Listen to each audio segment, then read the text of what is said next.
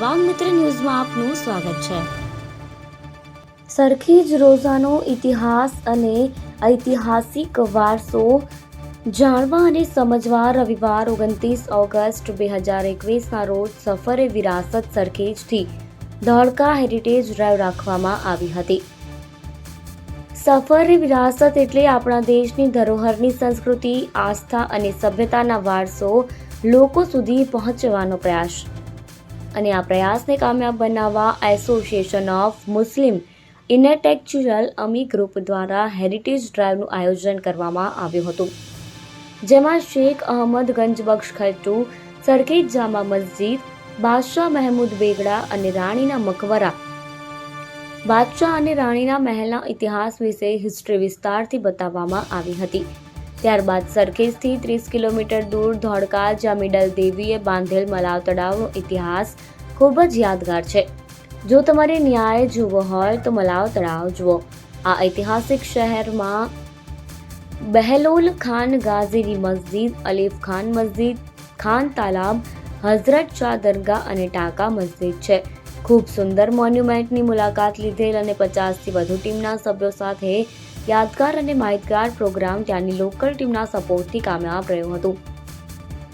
Sarkhej heritage drive Safar e Virasat program association Muslim intellectual group દ્વારા યોજવામાં આવી હતી, જેનું ગાઈડ માર્ગદર્શન આસિફ શેખ, મોહસિન અલી વારસી, ભાવનાબેન રામ લખલિયાણી, ફાકરુદ્દીન મલિકે કર્યું હતું, જેમાં સરખેજ રોઝા કમિટીના પ્રમુખ જનાબ અબરાર અલી સૈયદ સાબ, ઇમામ ખાન પઠાણ, રફીક કોઠારિયા, બબલુભાઈ હાજર રહ્યા હતા।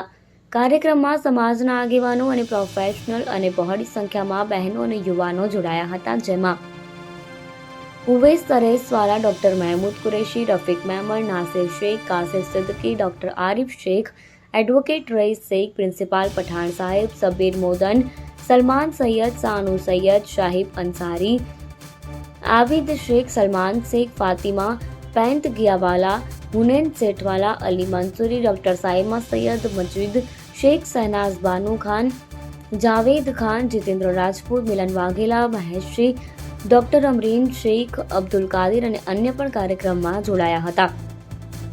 ગ્રુપ તેમજ કાર્યક્રમના કન્વીનર એડવોકેટ ગુલમોઇન કોકર દ્વારા આ રાષ્ટ્રીય ધરોહરના ભવ્ય વારસાનો ઇતિહાસ વધુમાં વધુ લોકો જાણે અને સાથે જ ખૂબ સુંદર આયોજન કરવામાં આવ્યું હતું।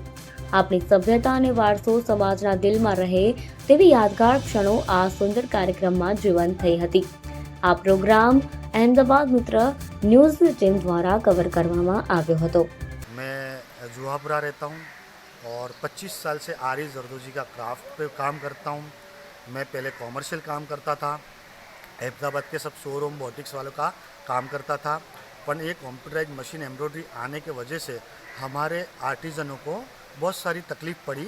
जैसे 2006 से लेके 2011-12 के दरमियान में कंप्यूटराइज मशीन एम्ब्रॉयडरी ने इस काम के ऊपर बहुत हावी हो गया। ये काम तो 800 से 900 कारीगर अहमदाबाद के बेरोजगारी का शिकार बने थे, उसमें मैं भी बना था। तो उस उन्मान पे मैंने उस दरमियान में 17 साल का भोग दे चुका था इस फील्ड में, और मैंने 2-3 साल तक दूसरे फील्ड में जाने की कोशिश की, पर कोई जगह पे भी फील्ड मिला नहीं मुझे। फिर मैंने ये सोचा कि मैं मेरे फील्ड में नया क्या कर सकता हूँ, तो उसके ऊपर मैंने स्टडी करी। तो अहमदाबाद की जितनी भी हेरिटेज मॉन्यूमेंट्स थे कि जो विरासत थी अहमदाबाद रिलेटेड, उसको मैंने अपने मीडियम में बनाने की कोशिश करी। तो सबसे पहले लाइफ में मैंने कारंज का चबूतरा बनाया था, जो 2009 में बनाया था, और वो पहला पीस बनाने में मुझे 6 महीने लगे थे। उसके बाद धीमे धीमे पूरे अहमदाबाद के मॉन्यूमेंट्स के ऊपर काम किया, जैसे कालूपुर दरवाज़ा, सब दरवाजे बनाए और उसको एकदम बारीकाई के साथ काम किया, और जैसे स्केल है, जैसा मेजरमेंट है, वो मेजरमेंट के साथ अपने मीडियम में बनाने की कोशिश की। तो फिर मैंने 2014 में मेरा पूरा एक अहमदाबाद का कलेक्शन पूरा हुआ। उसके बाद एलियन फ्रांसिस में मेरा 2014 में एक शो हुआ हेरिटेज वीक के दरमियान में। तो उस उन्मान पे धीमे धीमे फिर अहमदाबाद को मैं मेरे मीडियम में मैंने जो बनाया था वो अहमदाबाद को मैं दिखा सका उस माध्यम से। तो इस तरह से धीमे धीमे करके अहमदाबाद के मॉन्यूमेंट्स को पूरा बनाया। अच्छा, और अभी आप जो ये बना रहे हो जो हेरिटेज के लिए जो, तो उसके अंदर आप जो डिफरेंट यानी जो हैंड वर्क है, इसके अलावा दूसरी कोई कारीगरी के भी साथ भी आप करते हो?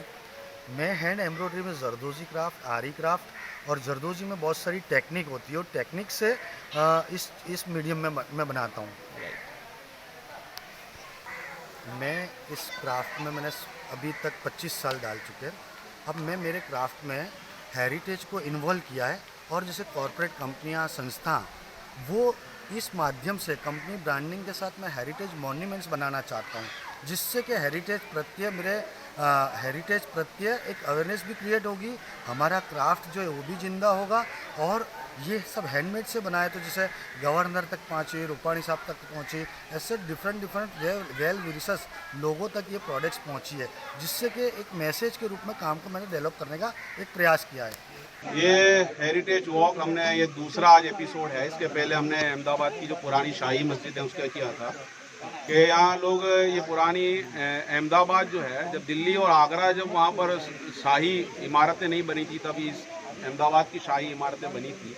इसको देखने के लिए बहुत सारे लोग आते हैं, मुस्लिम और नॉन मुस्लिम, लेकिन उनकी तारीख से, इन मॉन्यूमेंट्स की तारीख से बेखबर होते हैं।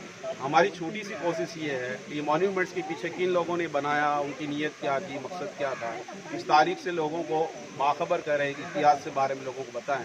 ये छोटी सी कोशिश है और वो जज्बा और हौसला जिसके साथ, वो नीयतों के साथ ये जो इमारतें बनाई थी उसको दोबारा पैदा किया।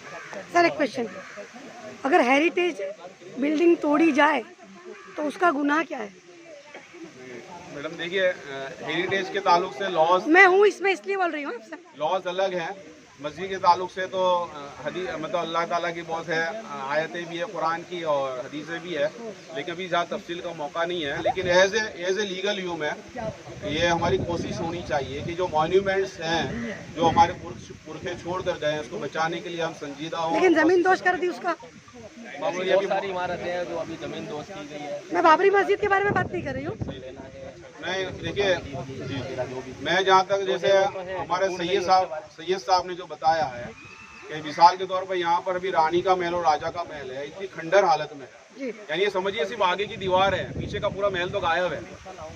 तो ये इसको हम बचा नहीं पाए, ये बड़ा अफसोस की बात है। लेकिन जो बच गया है उसको दोबारा खड़ा करने की कोशिश है। एक मालूमात ये है कि सरखेज रोजा कमेटी की ओर से कोशिशों के बाद यहाँ का light and sound show government ने अप्रूव कर लिया है और उसका आगे का काम चल रहा है। इंशाल्लाह आपको बहुत जल्द आपको यहाँ पर एक लाइट्स एंड साउंड शो अच्छा देखने मिलेगा। जी, मैं कंटिन्यू करूँगी जो आपका सवाल था और इनका जवाब था। हाँ, ये सही है कि बहुत सारी इमारतें खंडित की गई हैं, पर पॉइंट ये है कि हर चीज़ के लिए हमें सरकार पर डिपेंडेंट नहीं होना है और उस चीज़ में मैं मानती हूँ कि इंडिया में सरखेज रोज़ा की जो इमारत है वो बेमिसाल है। जिस तरीके से इसकी डेवलपमेंट में सही है कि कमेटी रही है और कमेटी अगर वो प्रोग्रेसिव व्यू नहीं दिखाती तो दूसरे लोग आके यहाँ पे काम नहीं कर सकते।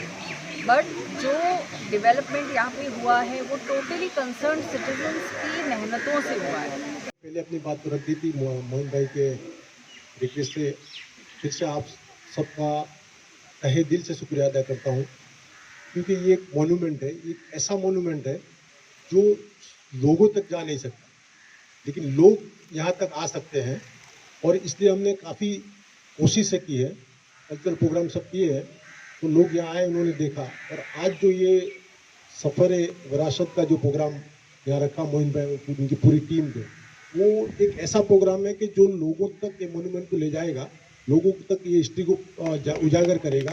इसलिए ये really it is an appreciable. Actually मेरी खुद की तबीयत भी ठीक नहीं थी, लेकिन मोहिन भाई के फ़ोन से मुझे ऐसा लगा तो मुझे शिरकत करनी ही चाहिए, क्योंकि ये मेरा भी एक फ़राइज़ है। तो मैं आपके सामने हाज़िर हुआ हूँ और आप सबका फैज़ फिर से तहे दिल से शुक्रिया अदा करता हूँ। और एज ए टोकन हमने जो हमारे यहाँ गेस्ट आते हैं उनको हम एक ब्रोशर देते हैं, वो मैं मोहन भाई को दे रहा हूँ। तो बात मैं कहना चाहता हूँ, जैसे अबरार भाई ने पहले भी जो कही कि भाई ये तो एक जिम्मेदारी निभा रहे हैं, लेकिन जैसे पहले कहा कि ये असल में अमानत है आगे वालों की हम सब के ऊपर, और अमानत का ख्याल रखने का मतलब इसकी हिफाजत करना सबकी जिम्मेदारी है।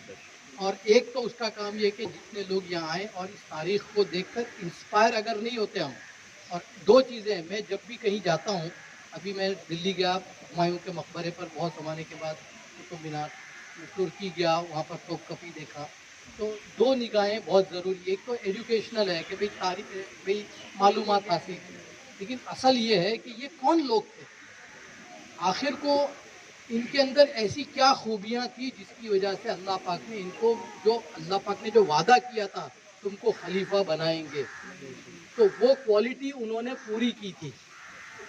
तो यहाँ आकर वो चीज़ के भाई प्लानिंग है, दूरंदेशी है, उखुवत है, अच्छा ये जब तक कलेक्टिव एफर्ट के बगैर ये चीज़ें नहीं बन सकती। मतलब उनके वहाँ हारमनी थी, डेवलपमेंट का माइंडसेट था, यानी इसमें इतनी चीज़ें सीखने की। जैसे मैं ताजमहल जब गया पहली, मतलब हालांकि एक आमतौर पर यह था क्या देखना है, लेकिन जब मैं गया तो मैंने देखा कि कौन सा ऐसा सब्जेक्ट है जो ताजमहल से नहीं सीखा जा सकता। मैथ उसमें है, साइंस है, ज्योग्राफी है, ज्योमेट्री है, आर्ट है, और उसके अलावा इतनी चीज़ें हैं कि मैं अभी अगर उसके बारे में, जब मेरे जैसा आदमी जिसको कुछ नहीं मालूम, मैं 2 घंटे बोल सकता हूँ ताजमहल पे, जिसको कुछ नहीं मालूम।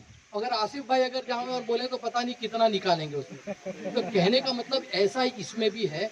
तो जब तक हम यहाँ से अज़्म इरादा करके जावें कि भाई इन कल क़यामत के मैदान में खड़े होना, इनके पास भी जवाब कि हमने तो हज़ार साल की प्लानिंग की थी, तुमने तो 50 साल की भी नहीं की। तुम जो इमारतें बनाते हो 40 साल के बाद भी नहीं रहती, और हमारी इमारतें हज़ार साल तक। तो हमारी जो प्लानिंग थी, हम तुमको कुछ दे कर गए थे, अब हम आइंदा 100 साल वालों तक भी कुछ देंगे कि नहीं देंगे, ये आज हमको तय करना है। अगर ये तय करके कुछ एक्शन प्लान हम बनाते हैं तब तो ये सारा आने का फ़ायदा है, वरना वो कहते हैं ना नशिस्तम बर्खास्तम वाली बात हो जाएगी। तो ऐसा ना हो, कुछ बैठकर अभी अपने दिमाग के अंदर कि मुझे क्या कंट्रीब्यूट करना है,